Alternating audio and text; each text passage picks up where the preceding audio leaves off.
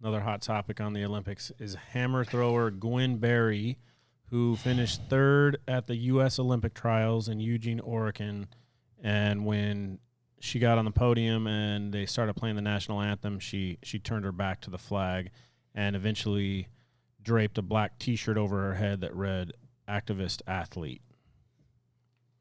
So she should go into the dumb cunt category because that's about what she is.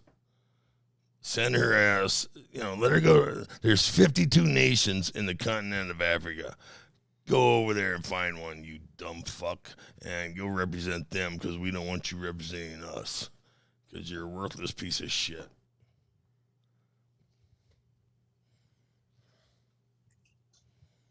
Athlete activists. Oh.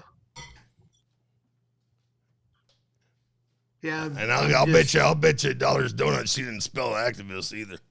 Somebody else did it for her. Do we know where she went to college or high school, or do we have more of her background of what she's dumb achieved? Fuck university, I don't appreciate being born in the greatest country on the planet. You know what? Look at Nagano. He loves it here. He came from Africa. He loves it here because all the opportunities that he has here, the fucking water out of a faucet, running water, everything, cars that run, hell, he loves it here because it's this thing called electricity, jeez. And it's amazing. He just wakes up with a smile every day because he's been in a shithole nation. He's seen them. Well, a lot of people have never had the opportunities to go to some third world countries or been overseas, but they have lived only here in the United States. I hate to say this, but there's a lot of Americans, they've never been outside of their state. They really have not been that far outside of their community. Right. It's so it's when people don't get a chance to travel and to see and expose themselves to different aspects of. The United States is a beautiful country. It's wide open spaces. There's none better. Yeah. Well, I'll just say that. Well, during all your competition there, Don, you went to a lot of places that don't even come close to competing with the United States. The same here during my amateur wrestling days. I've been to a lot of what used to be the former communist bloc. Yeah. So. And I know exactly why a lot of these folks are coming, and even on my Facebook page, I have all these different people that they'll make a nice comment, and I'll say something like, "Well, hi there, whomever." I'll just say, "Hi there, Don. I'm sorry I don't have you in my database. Can I find out a little bit more about you? I'll get your email address, or city or state, just so I can put you properly." Because I really do like knowing who I'm speaking with. Yeah. And then I'll make some other notes when I'll just say, you're here in the United States right now. What do you do for like a line of work or something like that? I just ask different things. Sometimes I find out people are that might be fully retired, or they might be on a disability because they got injured or something like that, or they might be just a Vietnam a veteran that down on their luck. But I just like to kind of know who I'm speaking to. It gives you a little bit more perspective by asking just a couple basic questions. Because I always tell people that I can only really make comments about amateur wrestling, professional wrestling, mixed martial arts, submission grappling. I do work with law enforcement, corrections, and martial border patrol, military. They all have some sort of ground combatives component there to it. And so I actually have a certified ground combatives program that I started a number of years back that I continue to move forward with. But I always tell people that, it's not me who makes up all these rules and regulations. I just had to contact different law enforcement people, and they're the ones that had to help guide to get a program okayed. But Gwen just doesn't realize all the opportunities that she's being given here, and really kind of sad. I think she should make her activist role be known maybe in a few other ways. I'll tell you what, Gwen, if you renounce your USA citizenship, I'll buy you a one-way plane ticket any country you want. You promise never come back here. Yeah, you heard it here first. You promise to never come back here. Anyway, moving along. Do we have anything So, cheery in our little bag of tricks right there? In this next segment of Double D's in your face, we'd like to get a couple predictions on some fights that are coming up. We have a couple trilogies coming up, and then we kind of have a silly fight coming up. But the first one is Dustin Poirier versus Conor McGregor at UFC 264 in Las Vegas. The one that we were going to go to, but our tickets failed to come through. That's the one. Hint. Our tickets that UFC Hall of Famers are promised for any event failed to come through. Yes, they did. So,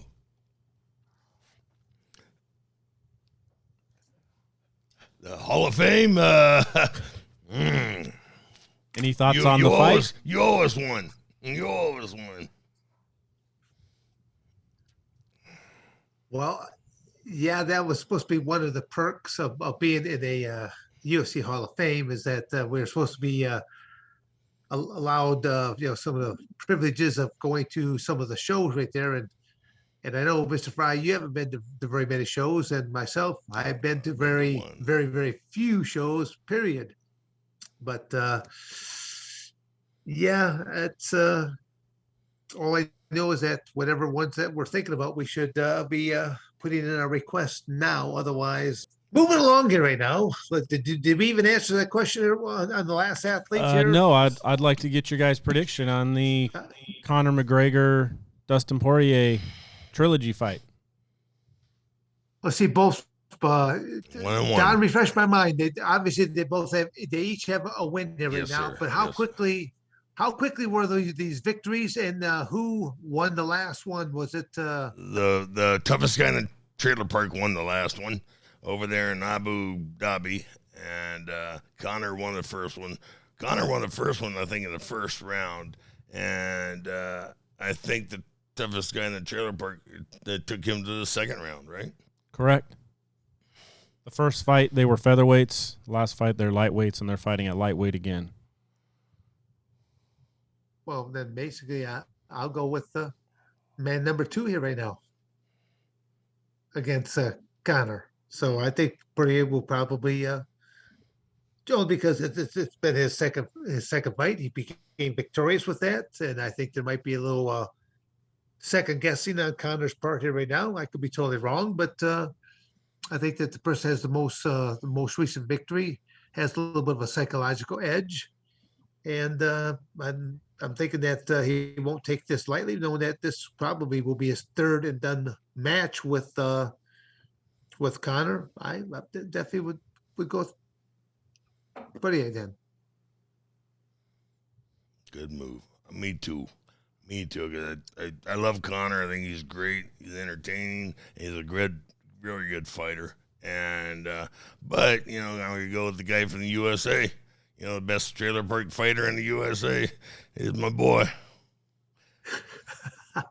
Well, again, it's not that I'm taking anything away from Conor. Conor's got an unorthodox left hand. He has, surprised a lot of people, but and he's great at the psychology aspect. I would almost swear that if he must have took a class or two in professional wrestling 101 and 102, because there's some great things that you can learn from that do carry over into the actual combat or combat arts, boxing. Well, he's been MMA. accused of stealing Ric Flair's style. Yeah, well, there's nothing wrong with that. Ric Flair was pretty wild, flamboyant individual there. Yeah, he sold a lot of tickets. Yes, he did. Yep, and he probably still could, even now, just to him speak about some of the crazy things that he did do. So, But yeah, I guess we're both agreeing on something here for once. Okay. Moving Next, along. next trilogy fight is a boxing match between Tyson Fury and Deontay Wilder. You guys have any thoughts and obviously a prediction on that one? I'm going with my boy Tyson Fury. You know, I just think like Dan said on the last one, he's got the last win and he's got it down. He's got Deontay running scared. You know, he's figured out his style, and Wilder hasn't figured out Fury style. Well, that's the thing about Tyson Fury that I like. He is sort of unpredictable. The Gypsy King. He's rather entertaining in his interviews and some of his interests that he has made. I think I will agree with Mr. Frye right there that Tyson Fury will come out victorious. It'll still be a good battle, but I do believe that Tyson Fury will come out victorious. He's got the world's ugliest body for a fighter too. I'll tell you. Boy, a lot of reach though. There's a lot of reach. I mean, for as tall as he is, I mean, he's got a lot. He's got some really long arms. He's got some real reach on him, and he knows how to use it. He's great with the jab. And he gets his wallet like this, you know. So that's what's wrong. Because of my short arms, I'm not able to reach my wallet. That's okay. That's good to know that now, Don. That's good to know. Yes. That's it, Dan. You can't reach your wallet because your arms are short. Yeah. Thank goodness. Yeah, you could put it in your front pocket, you know. Oh, heaven forbid.